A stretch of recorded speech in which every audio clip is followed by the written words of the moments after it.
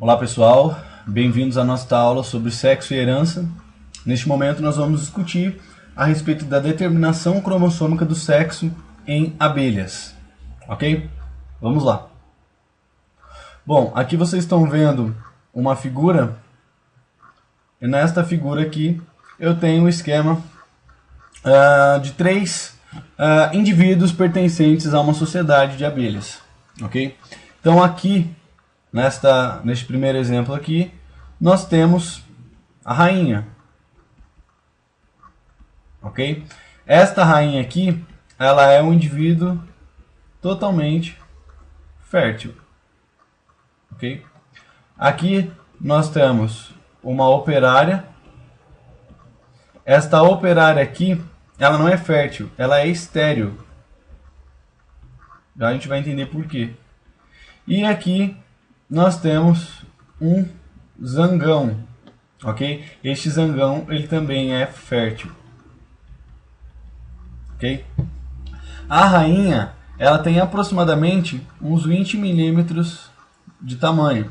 A operária tem aproximadamente uns de 10 a 15 milímetros, tá? de tamanho. E o zangão, ele tem aproximadamente 18 milímetros de tamanho. Ok? A gente também vai entender por que acontece essa diferenciação aqui do tamanho nessas abelhas. Ok? Bom, a rainha é aquela que comanda, né, a sociedade, porque em algum momento ela teve o benefício de ser nutrida com a geleia real. Ok? A operária, ela não tem esse nome por acaso. As operárias são aquelas que vão fazer de tudo pela sociedade.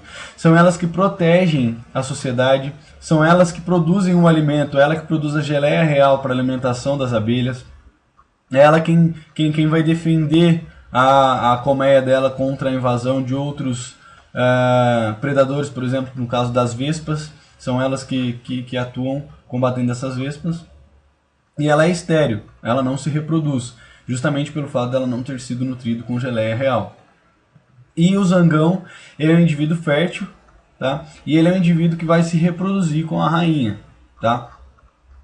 E ele também vai ter uma origem a partir da rainha, e isso nós vamos entender agora. Bom, a determinação cromossômica aqui do sexo nas abelhas, ela é bastante interessante. Esta rainha aqui, as células sexuais dela vão produzir, por meio de sucessivas meioses. Então as células reprodutivas dela vai sofrer meiose, certo? E essas meioses vão produzir o óvulo, ok? Só que se nós formos observar, pessoal, esta rainha aqui, ela é 2N igual a 32, a operária também é 2N igual a 32 e o zangão é N igual a 16, ok? Então a rainha e a operária são diploides e o macho é haploide. Por isso, em alguns momentos, vocês vão ler em algum momento que este ciclo pode ser chamado de ciclo haploide barra diploide ou simplesmente haplodiplobionte, tá? Porque ela tem, ao longo do ciclo dela, uma fase haploide, que é a fase do zangão, né, e as fases diploide, que é a rainha e a operária. Então, esta rainha 2N igual a 32, ou seja, com 32 cromossomos, as células reprodutivas dela vão sofrer meiose, e essa meiose vai produzir agora um óvulo. Só que este óvulo aqui vai ser um óvulo N igual a 16. Obviamente, já que ela sofreu meiose, e a meiose é reducional, ou seja, as células mães dão origem às células filhas com metade do material. Ela manda apenas um lote de cromossomos, o outro lote, teoricamente, deveria vir do macho, ok? E também há uma outra possibilidade, é a possibilidade dessas mesmas células reprodutivas, ao invés delas serem transformadas em gametas, elas vão sofrer um processo chamado de partenogênese. O que vem a ser a partenogênese? Certo? Se nós observarmos a palavra Parthenon, ela vem do grego e significa virgem, né? Faz uma alusão ao templo que Afrodite vivia, que era o templo de Parthenon. Então, Parthenon significa virgem e Gênese significa origem, tá? Então, o que seria a partenogênese ou partogênese? Este é um mecanismo pelo qual as células reprodutivas da filha, elas têm um desenvolvimento embriológico direto e dá origem a um indivíduo, que no caso seria o zangão, tá? Ela não precisa de fecundação, ela não precisa necessariamente de um macho para que essas células reprodutivas dela se desenvolvam em um zangão. Simplesmente, essas células vão se desenvolvendo, tem um desenvolvimento embriológico e elas se transformam em um zangão. Obviamente, este zangão aqui vai ser N igual a 16. Ele é um indivíduo haploide, ok? Então, este zangão aqui é N igual a 16.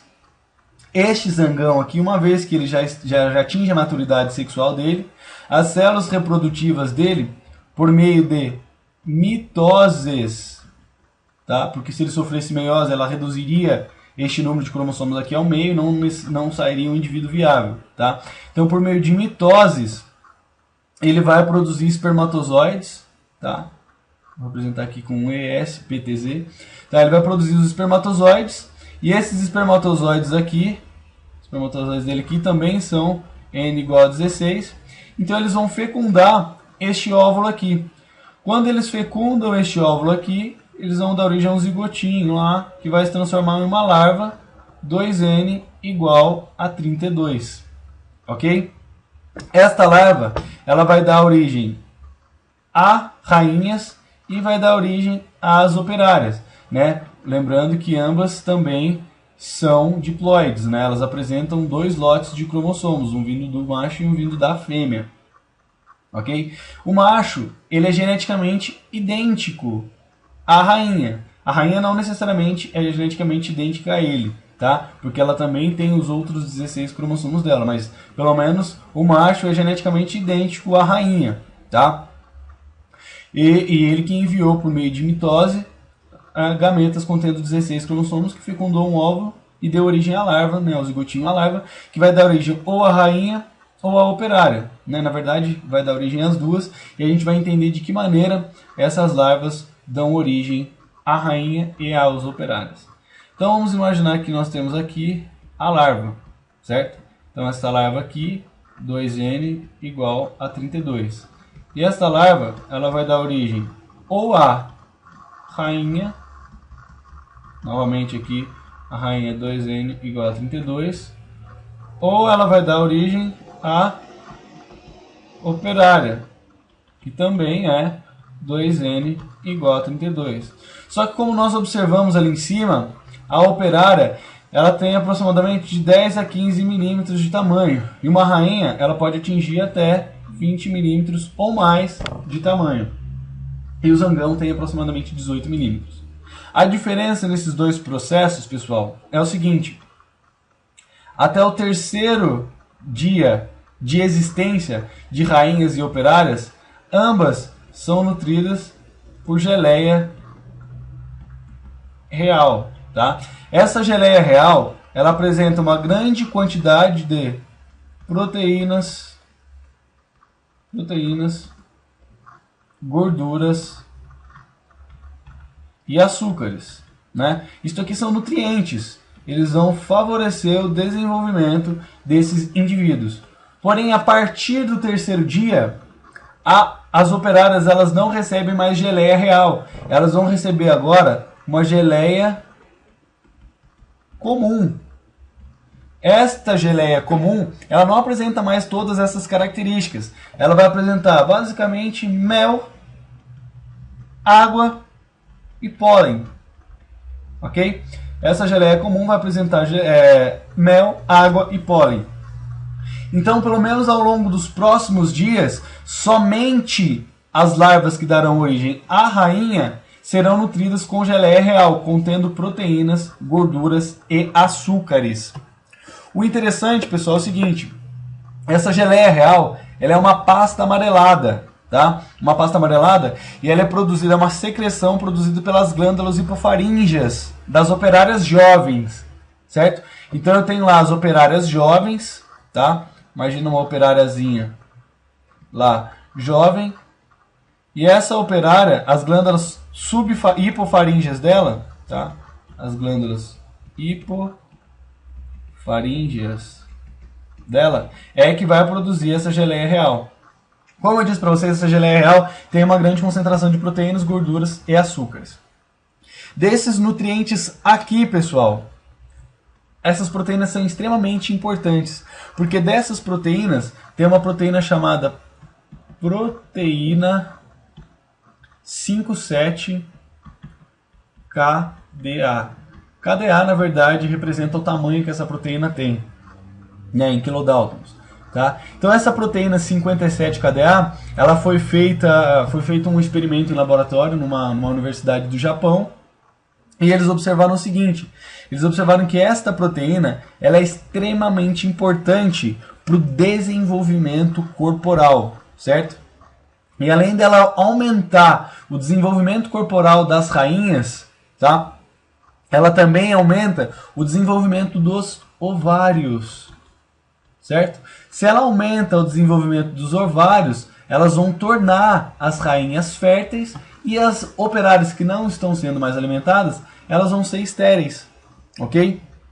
E outro fator é que diminui o tempo de desenvolvimento das abelhas. As rainhas se tornam rainhas muito antes de operárias se tornarem operárias. O período de desenvolvimento das operárias é mais longo do que o período de desenvolvimento das rainhas, ok? Tudo isso por conta, ou pelo menos grande parte disso por conta dessa proteína 57-KDA, que favorece todo esse mecanismo, ok? Então, pelo menos durante 15 dias, essas rainhas vão ser nutridas por essa geleia real. Nos 3 primeiros dias, as operárias também recebem essa geleia real para elas terem o desenvolvimento dela. Só que ao longo dos próximos, 13 dias, essas rainhas são nutridas com essa geleia real, e isso faz com que elas tenham este potencial fértil, enquanto as operárias se tornam estéreis. Isso também vai influenciar no tamanho do corpo desses indivíduos. A rainha vai ser muito mais robusta do que as operárias e os zangões. Os zangões também recebem geleia real ao longo do desenvolvimento, porém não na mesma proporção que as rainhas. Por isso ele também tem um tamanho corpóreo maior, e também necessariamente porque ele tem um material genético muito parecido com a da rainha. Ok? Então, pessoal, esta aula é mais ou menos isso. Espero que vocês tenham gostado. Até mais.